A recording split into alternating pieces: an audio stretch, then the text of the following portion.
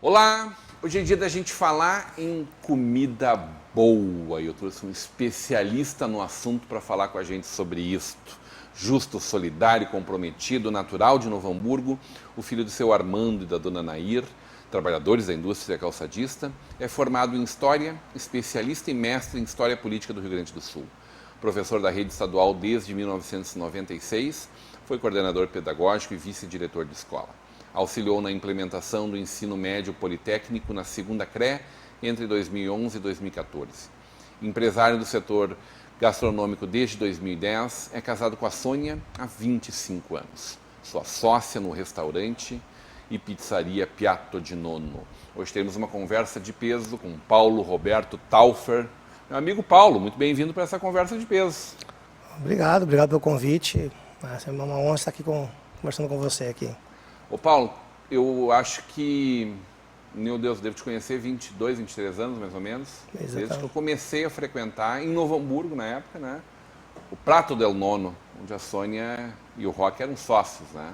Trabalhava na CRT, né? No grupo da Na CRT. CRT, sexta-feira fazendo um mesão no lá. CRT, lá eu lembro. E eu virei fã da massa com alho, que me acompanha até hoje, a massa com alho maravilhosa que vocês hoje fazem lá em São Leopoldo. E tive a honra de participar da formação do Piatto di Nonno também, dentro da minha empresa de marketing. Exatamente. Né? E enxergar essa empresa pujante hoje, atuando em toda a região, atendendo em toda a região, é um grande orgulho fazer parte de um pedacinho dessa história. Agora está atendendo Novo Hamburgo na teleentrega, né? Essa é uma das novidades maravilhosas desse ano, né? Aliás, a pandemia bagunçou a vida de todo mundo, né, Paulo? Muito. Mas antes de a gente conversar com isso, vamos conversar da tua trajetória. Filho de calçadista, sapateiro. Exatamente. Por que a escolha pela profissão de professor, Paulo? Olha, desde, não de professor especificamente, mas como historiador, né? Ou seja, eu sempre gostei da história, sempre na escola, sempre gostei da disciplina como eu gostava da história, sempre gostei de ir em museu, ver coisas antigas, antiquários, carros antigos, né? Enfim, tudo que remete ao passado, né? Eu lembro desde pequeno, eu lia livros dos dinossauros, pegava livros dos dinossauros, olhava os desenhos. Sempre foi ligado a essa questão da antiguidade, né? E aí no meu ensino médio, acabei frequentando, né, no Liberato, me formei em mecânica lá. Um desejo do pai? Em função, olha, né... Tinha essa coisa assim de estímulo. Minha tia de se formou em química lá, então ela se deu bem, enfim, né, e tá, vai lá, tu ganha uma profissão. Uhum. Ah, vamos, né, guri de 14, 15 anos, então vamos lá. E aí tá, eu vou ler os cursos, não me identificava com nenhum deles direito, eu acabei indo para mecânica, né. Enfim, me formei lá, trabalhei 4, 5 anos na área metalmecânica, na área de projeto de máquina, manutenção de máquinas, mas não era meu chão, né. Tu via que não era meu chão, que não adiantava, né? Eu estava com a dúvida se ia fazer uma engenharia mecânica ou ia para outra área, né? Onde eu ia me sentir mais feliz, né? E na hora de prestar vestibular, eu falei para meus pais, olha, eu vou ser professor de história. Aí a casa caiu, né? Porque imagina, isso era anos 90 ali, né? Anos 90. Toda a crise do magistério, a pessoa ganha pouco, aquelas greves intermináveis. Greve de quase 100 dias, exatamente, né? A profissão não greve. vale a pena, né? E tal. Não, mas não adianta, né? Meu chão é esse, eu gosto disso, eu vou ser feliz aqui. E aí acabei, né, me formando em História da Unicino, depois fiz 2 pós-graduações, uma nível de especialização e uma nível de mestrado. Grandes professores de História que eu ensino. Muitos, nossa. Recentemente falecido, inclusive, uma autoridade, né, na área. Né? Então, tem diversos professores, né, em várias áreas da história, né, enfim, desde a arqueologia, como o professor Padre Inácio, enfim, outros professores que temos lá que são referências em algumas áreas de pesquisa, enfim, né. E aí eu ingressei na carreira do magistério, né, estou na carreira do magistério até agora, mas atualmente estou licenciado, né? Tenho uma licença interesse, uma licença não remunerada, que eu, como sou concursado, tenho direito a essa licença, porque eu, ao mesmo tempo, tenho essa dualidade, né? Eu acabei tendo uma carreira profissional paralela, que foi do setor gastronômico, enfim, acabei por osmose, eu acho, pegando gosto aí com a atividade da minha esposa, enfim. Meio-dia tu estava sempre lá, meio-dia, à noite, sempre, ajudando no atendimento, servindo, sempre, né? né? Atendendo Então eu acabei cliente. ajudando lá. Só que aí em 2010, não, 2009, 2010, a gente dividiu a sociedade com meu cunhado, né? O Pradão não continua aqui, né? Isso. E aí a gente, né, como já morava em São Leopoldo, enfim, a gente acabou abrindo uma outra unidade lá, né? Com mais a nossa cara, nosso jeito, né? Mantendo muitas características do empreendimento aqui do Novo Hamburgo, mas tem um toque nosso agora, com algumas questões. E eu tive essa dualidade, ou seja, o negócio ele, né, acabou cada vez tomando um tempo maior, meu, né? E o dar aula não é só dar aula, eu sempre falo o antes, a preparação, o durante, que é dar aula, e o pós-aula, que é a fechamento de nota, correção de provas, conselhos de classe, enfim. Então tem o antes, durante e depois. Isso envolve muito tempo. Eu brincava com o Paulo fora do ar aqui, né? Que ele não toma café. Eu disse assim, mas como é que aguenta ficar corrigindo prova até tarde sem tomar café? Porque normalmente é isso, né? O professor chega de noite e vai fazer... E aí a minha esposa falou, Paulo, preciso mais tempo teu aqui, né? E eu então gradativamente comecei a reduzir carga horária e me dedicar mais ao empreendimento, né? E aí com a pandemia chegou um ponto que a demanda, enfim, os esforços necessários para tocar o negócio, repensar a estrutura da empresa, enfim, reduzir custos, pensar outras possibilidades. Eu tive que, né, pegar essa licença, né, no Estado, porque é mais caro hoje eu contratar mais um funcionário do que eu ficar... Sem dúvida. Então, se eu vou dar aula, eu tenho que contratar mais um ou dois no meu lugar. Meus garçons ganham mais hoje que professor, né? Então, infelizmente, é isso, né? Principalmente as últimas duas gestões da... Nada contra o garçom, né? Mas não, nada contra. Como é desprivilegiada a profissão. E aí, os últimos dois governos, principalmente, né? 0% de reajuste, nem inflação, nem correção inflacionária. Nem reposição. Além de perda de direitos, né? Enfim, corte de direitos, enfim, para aposentadoria. Enfim, sempre o ajuste do Estado é no lombo do professor, né? Sempre o culpado pela crise do Estado é o professor. Então, né, nunca pode dar aumento do professor, sempre o professor é o culpado, né? Você sempre, né, tem que arrochar ali no magistério, né?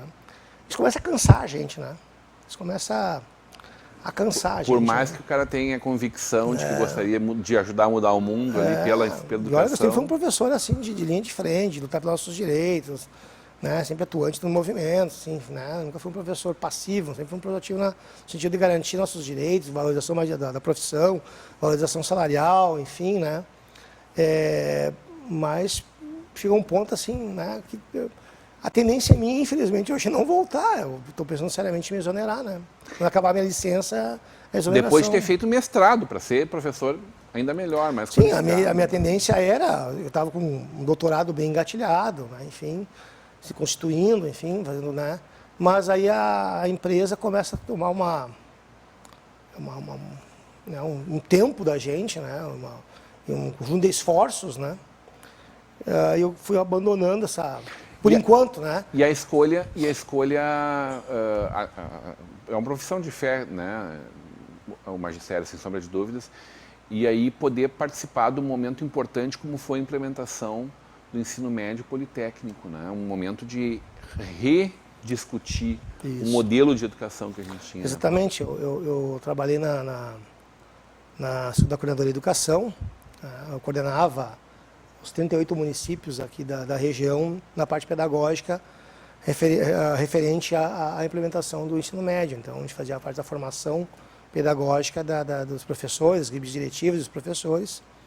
Né, colocamos as profissões em rede estudando, porque eram novos conceitos, né, de trabalhar com a interdisciplinariedade, com a questão da iniciação científica. A gente colocou a iniciação científica como uma disciplina obrigatória, ou seja, no currículo, né, ou seja, para o aluno voltar a aprender a pesquisar, a produzir conhecimento.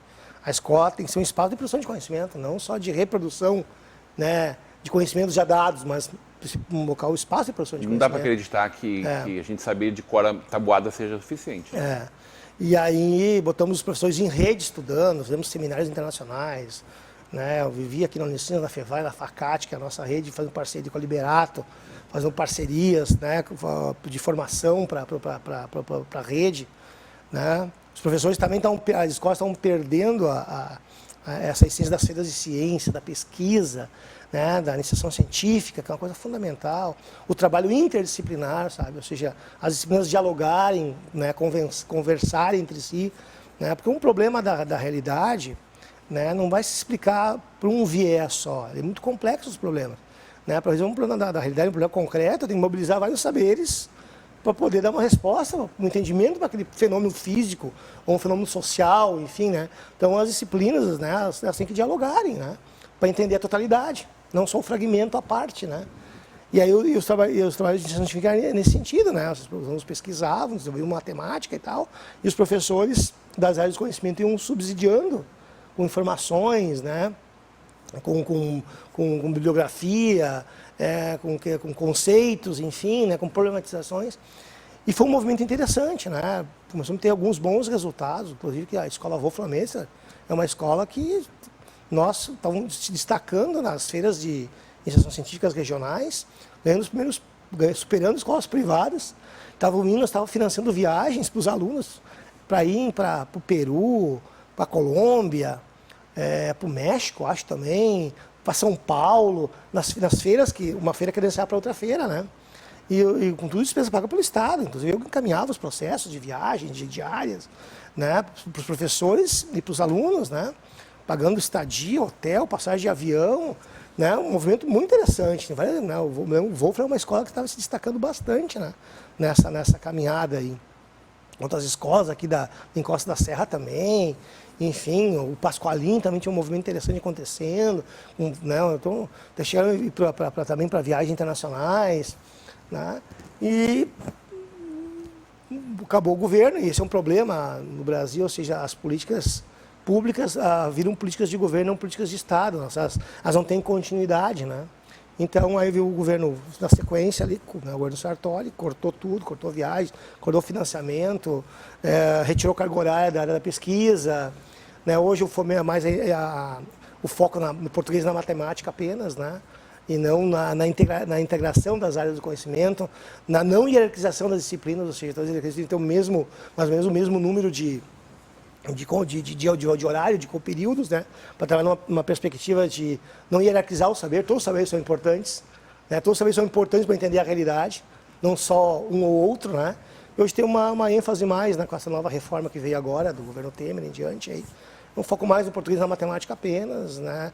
Hoje tu tinha até a educação artística do ensino médio, reduzindo filosofia e sociologia, a gente falando pensar, refletir sobre a realidade, né? Mas é um conceito de educação que os grupos políticos que controlam o poder público hoje, o Estado, enfim, estão implementando, né? É uma pena. E aí tu faz uma escolha, que é óbvia do seu ponto de vista financeiro, de trabalhar mais ainda. Porque restaurante é uma coisa que... Dá muito trabalho, né? Que vai de manhã à noite, no teu caso, Exatamente. de segunda a segunda, né? Segunda, trabalha os 3 turnos direto, enfim... Mas como eu te falei, a pandemia, ela veio, nosso setor principalmente, ela veio para... o impacto foi muito grande e as empresas que sobreviveram porque tiveram que se reciclar, se reinventar. E aí cada vez essa demanda, essa atenção para o empreendimento ficou maior. Então não conseguia mais tempo de me dividir lá com a sala de aula. Vocês estavam... fazendo uma série de investimentos naquele momento. Sim. Que inicia a pandemia. Tu fez uma aposta grande, né? Um deck maravilhoso que tu tens lá no Piatto. Quem não conhece, ali na Mari Sper. Isso. Na subidinha da... É do Sinodal, ali da Escola Sinodal. Pouco antes do Sinodal, né? Quem vai da São Borja ali, né? Isso. Uma esquina linda, uma casa maravilhosa, totalmente reformada para vocês, né? Mas, na verdade, foi abaixo e subiu de novo a casa. E transformou aquele deck que era aberto num ambiente fechado, próprio para eventos, para fim da tarde, todo de vidro, lindo, lindo, lindo, lindo. Mas aquilo ali era um investimento daquele momento, né? A gente começou a verificar que o turno da noite estava muito fraco, né? Ou seja, com a própria crise econômica também, enfim, isso antes da pandemia, né? Que tinha que dar uma mudada no turno da noite, né? Ou seja, quem vinha de meio-dia comer galeto, polenta e massa, ia vir de noite também comer isso, tinha que ter uma outra proposta. E aí, então, a gente, bom, o que nós vamos fazer? Vamos tentar ir para pizzaria, né? Mas a gente, bom, mas vão oferecer mais do mesmo, ou seja, a mesma pizza que se faz por aí, ou seja, vão então oferecer um produto novo no mercado, né? E aí a gente começou a discutir a questão da pizza de fermentação natural. Eu achava um pouco de bobagem, essa é frescura, não sei o quê, né? Não discutiu os parceiros lá que estavam no empreendimento no início, lá que estavam conversando com a gente, não, vamos fazer um teste. Aí tu come aquela massa que fica fermentando de 24 a 48 horas, né? E depois tu come, tu sai leve, tranquilo. É outro conceito de pizza, né? Então a gente trabalha com o conceito de pizza clássica italiana, como se faz na Itália. A gente usa tomate pelate italiano, farinha italiana, azeite de oliva italiano. É como se faz na Itália a massa, né? E os sabores também, ou seja, não é aquela... Então a gente busca os sabores, a maioria dos sabores que a gente tem que dialogam com a cultura italiana, né? Como de fazer a massa, né? Fazer a pizza. E aí a gente começou a trabalhar com esse conceito. Bom, vamos lá, vamos. Ainda eu chamei arquiteto e tal. 2019 começamos a obra. E aí não tinha dinheiro. O que eu fui fazer? Né? Alienei o meu imóvel, peguei um dinheiro no banco, né? Comecei para pagar o empreendimento. Né, como o empreendedor faz. Exatamente, né? Deveria fazer, como ele não faz. Aí no governo pegar rego, né? Fala mal do governo, do Estado, depois vai lá no Estado pegar dinheiro, né? Depois muitas vezes não paga ainda, né? E aí, mas bom, abri em abril, maio de 2020, né? E aí quando a gente abre, o próprio movimento da pizzaria paga o financiamento. E aí março, fecha tudo, né? E aí nós fomos abrir a nossa pizzaria em janeiro de 2021. Tá. 9 meses sem faturar. E aí, o quê? Um 20º? 30% do que faturava exatamente. Antes? Aí tinha banco para pagar, né? As restrições, né? Para abrir, enfim. Necessárias. Deixar bem claro, não sou daquela turma que bota verde e amarelo na rua e vai dizer que tem que... Não. Realmente tinha momentos que tinha que ter restrição mesmo. As UTIs lotadas, a vida é importante, né? Não podemos, né, diminuir a questão. Quantas famílias foram desestruturadas? Eu conheço várias. Pessoas próximas de mim. Né? Tem um cliente meu que perdeu o pai num dia e o irmão no outro. Olha o que é isso. Sabe? Então a gente não pode diminuir isso aí, não foi uma gripezinha. Então tinha momentos que realmente tinha restrições. O que eu questiono é o seguinte, ó, eu não posso abrir, mas qual é a minha compensação? O que o poder público vai fazer para compensar? Redução de impostos, isenção de impostos, empréstimo com carências ampliadas. Foi feito muito pouco nesse sentido, sabe? Tu pega os países mais civilizados, eu digo, né? Prazo de carência é 2 anos. Juro negativo. Em alguns lugares, juro negativo. A fundo perdido. Né? Porque são empresas familiares, pequenas, que dependem daquele negócio. Né? E aí meus empregados, meus trabalhadores, meus funcionários chegaram para mim assim, pessoas que estão há 10 anos comigo, com um filho pequeno para criar. E nós, Paulo? Aí tu respira fundo, né? Não, vamos dar um jeito, né? E eu não demiti ninguém. Em toda a pandemia eu não demiti ninguém. Claro que isso tem um custo muito elevado, né? Ou seja, a gente começa a cortar na carne, já está no osso, daqui a pouco, né? Aí pega dinheiro de parente aqui, de amigo lá, de banco acolá, e tu vai, reinventa a empresa, focando no delivery, aí uma nova demanda que surgiu dos congelados, né? Como a minha produção de comida italiana é totalmente artesanal, então a gente começa uma linha de congelados, que eu vou agora dar uma profissionalizada nisso aí. Muda o foco, enfim, né? E vai né, vendo o que está acontecendo e vai se adaptando. Mas hoje né, a gente trabalha basicamente para pagar os bancos, né? 2 anos para pagar os dinheiros que eu peguei emprestado dos meus conhecidos e amigos e parentes de banco, de banco. Então é 2 anos aí que... E aí é uma pena, assim, não tem como quem é do setor gastronômico, o setor de hotelaria, o setor de eventos, enfim. Então, muito provavelmente foi o setor mais atingido pela crise, né? Dica de número 1, tá? O tortelli da casa. De número 2, a pizza de costela com geleia de Tomate. E depois do intervalo eu vou dar mais algumas dicas. E eu quero saber como é que é esse negócio de ser casado com a Sônia Braga. Hoje numa conversa de peso com o diretor do Piatto di Nonno Restaurante, Pizzaria, Paulo Taufer.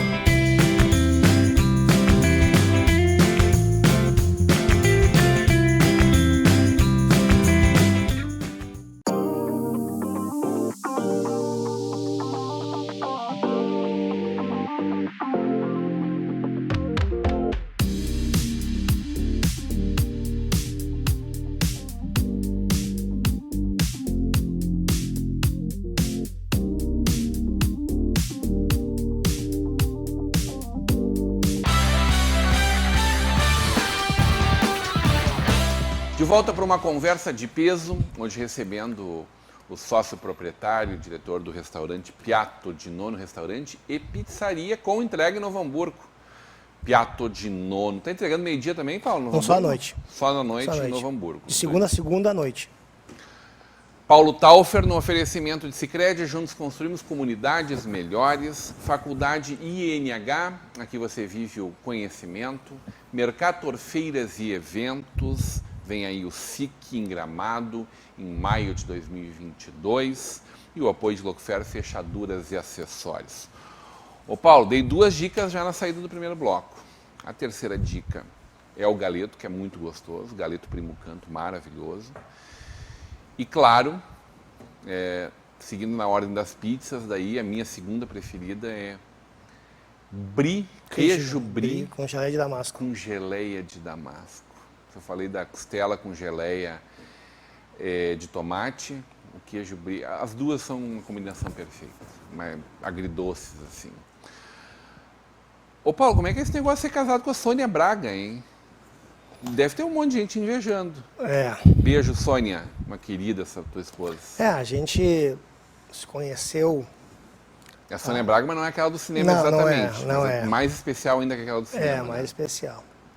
A gente se conheceu na Rua Grande ali, né? Um dos botecos da Rua Grande, e a coisa prosperou, né? E aí começou essa minha vida dual, né? Ou seja... Dual não é 2 famílias, né? Não, dual no sentido profissional, ou seja, de um lado o professor, o magistério, enfim e tal, do outro lado a gastronomia. Que não estava no meu horizonte ser proprietário de um restaurante, jamais, né? Minha preparação, meu futuro estava encaminhado para professor e para a área acadêmica, eu ia fazer doutorado, enfim, eu estava indo para esse lado. E aí, enfim, por força das circunstâncias, coisas que a gente foge do nosso controle às vezes, né? Fui pegando o gosto pela coisa e a necessidade e ser solidário com a minha mulher, ou seja, ela está precisando de mim, né? Enfim. E aí eu abdico da minha... Olhei a questão da solidariedade, né, que eu falei. Eu abdiquei de um projeto meu, né, pensando no todo do casal, no investimento que a gente fez, enfim, tudo ali envolvido ali, né? Então eu abdiquei dessa minha questão individual, né, em prol do empreendimento, do casal, da organização, do que estava em jogo, né? E aí então a vida seguiu, né? E aí a gente está enrolado até o pescoço, tipo, esse pós-pandemia aí que, né, todo mundo, evidentemente, sofrendo com tudo isso. Então agora tem que trabalhar 2, 3 vezes mais para poder pagar os empréstimos, né, os investimentos que a gente fez. E para quem sabe, no futuro, a gente poder colher algum resultado, né? Amém, vai ser assim. Alguns resultados e também poder dividir um pouco desses resultados, né? Que é importante também. Eu gosto muito de falar fazer justiça, na verdade, que o Paulo é o inventor do Vale Germânico. E quem fez essa referência foi o nosso diretor de turismo de Novo Hamburgo, David Chu, que um momento me disse, olha, naquele momento ele disse assim, eu não sei se o Paulo sabe, mas o nome Vale Germânico, o David cunhou numa reunião de vocês, discutindo exatamente turismo, né? Ele gostou daquele, tu deu insight e ele disse, opa, peraí, vamos guardar isso aqui. E aí foi fazer a pesquisa junto ao Ministério do Turismo, né? E viu que não existia no Brasil nenhum... E é uma coisa, tu enxergou uma coisa maravilhosa, óbvio que hoje é verdade, a realidade há 2 anos já na nossa região. Até porque a gente não podia Vai falar crescer em muito, né? um vale alemão, porque não existia Alemanha constituída quando os imigrantes vieram para cá. Eram muitos lugares. A Alemanha não existia enquanto Estado-nação, ela vai surgir em 1870. E os alemães começaram a vir, né, se diziam alemães, né, que eram vários pequenos reinos, principados, ducados, cidades independentes, né, de fala alemã, né? Mas não existia o Estado-nação da Alemanha. Não, Luxemburgo, que é um Estado independente, mas que E aí quando os primeiros imigrantes vieram, né, não existia Alemanha. Eram germânicos, né, uma etnia, né, um povo, né, separado por pequenos principados, regiões autônomas, enfim. E aí, para a unificação da Alemanha, em 1970, que se constitui o Estado alemão, né? Então historicamente falando, é correto falar do Vale Germânico, porque não existia Alemanha ainda. E traduz muito bem o que nós somos, né? Somos um vale germânico. É que eu trabalhei de todas as etnias que fazem esse vale, né? Eu tive uma cedência do Estado para o município de São Leopoldo, daí eu fui alocado não na educação, mas no turismo, né?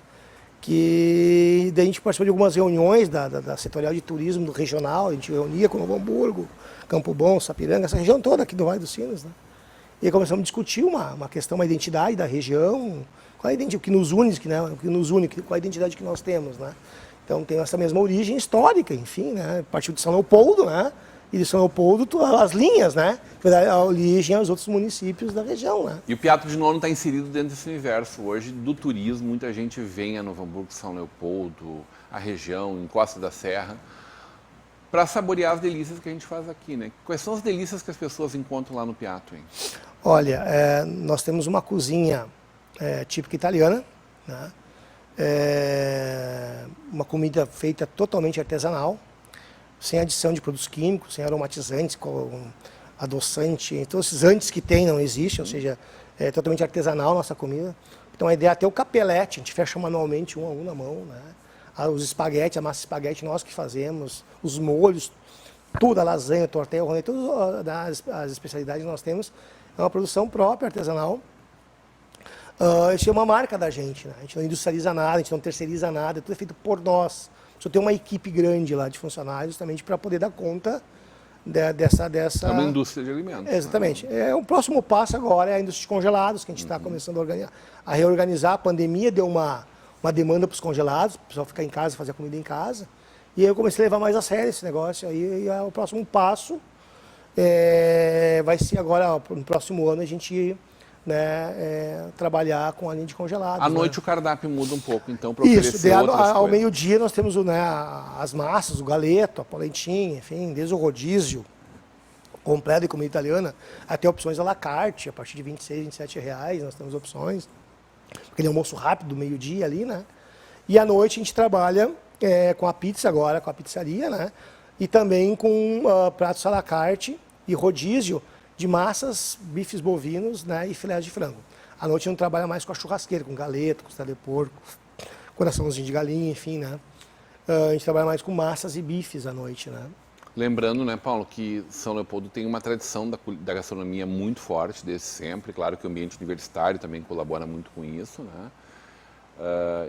E tinha uma galeteria que sobrevive, mas com uma outra postura hoje, né, que era o Capri, né? O Capri era a referência. Vocês vêm praticamente ocupar esse espaço na cidade nos últimos 10 anos, né? Praticamente vocês são a galeteria da cidade hoje, né?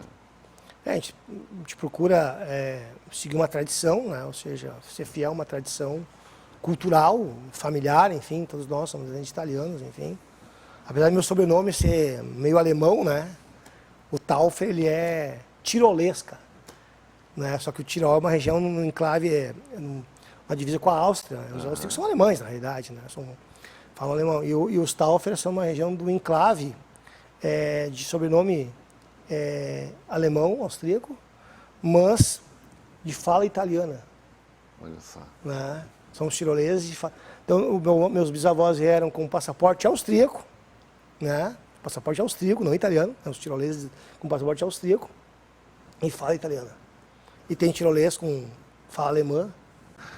É uma mistura, porque é uma região de enclave, de divisa, né? Qual é? A região do Tirol. Qual é a tua pizza preferida, hein?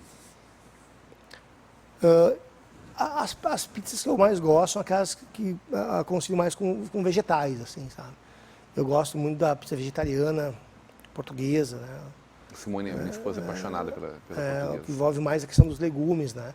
Tem uma muito boa que a gente trabalha, que é a abobrinha com queijo gorgonzola, que é a zucchini, que a gente chama, né? Que zucca é abóbora em italiano, né? A zucchini. Bem interessante também, sabe? Eu gosto mais dessa linha das com... E à noite, qual é o prato preferido, hein? A gente falou do rodízio meio-dia, eu já citei a massa que é imperdível. À noite nós temos assim, o rodízio. Torteia imperdível para mim. Ao meio-dia nós temos o rodízio de massas, galetos, né, enfim, né, carne de porco, enfim. E à noite é o rodízio das massas com os bifes. Daí tem o bife parmegiana que acompanha, milanesa, acebolado, 4 queijos, pesto, fungo, molho de mostarda, tem diversos tipos de bife e massas, né, enfim. Então o que muda do rodízio da noite para o dia é a questão da carne, ou seja, no dia é o galeto, o carro-chefe, ao meio-dia são os bifes e os filetes de frango. Entregando à noite em Novo Hamburgo. Também. Tanto as pizzas quanto a comida italiana. Filés. Exatamente. Filés e massas. Tortello, rondelli, canelone, enfim, na lasanha, enfim, nós temos toda essa linha, né? Fica o convite para o nosso telespectador que não conhece, que eventualmente não conhece, que vá um dia lá, um sábado, um domingo, qualquer hora da manhã, ou meio-dia ou à noite, curtir meio-dia o Galeto Primo Canto, com todo o rodízio, à noite a pizza, as massas e filés, ou que leve para casa, né? Que chame, tanto através do telefone quanto do iFood, né? Que chamem um restaurante, que conheçam efetivamente nosso Piatto di Nonno. Adorei conversar contigo, Paulo. Prazer foi meu, sempre estou à disposição, hein? Sucesso, vida longa ao Piatto. Obrigado. Contra tudo e contra todos, né? Que essa pandemia termine logo, que a gente possa curtir assim, livremente. A palavra de ordem agora é resistência, tem que resistir. Resistência. Resistir, né? Mais um pouquinho, né? Resistência. E vamos nós valorizar cada vez mais os empreendimentos da nossa região, né? Tá aí o Piatto di Nonno na nossa querida São Leopoldo aqui, atendendo Novo Hamburgo também. Hoje numa conversa de peso com sócio proprietário, sócio da dona Sônia Braga e esposo da dona Sônia Braga, Paulo Taufer. Continue agora com a programação da nossa Vale TV, da nossa rede Comunidade de Televisão.